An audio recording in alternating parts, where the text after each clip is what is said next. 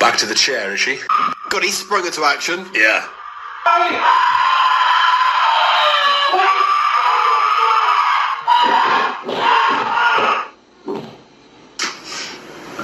Hey guys, can you come back and tell us what happened?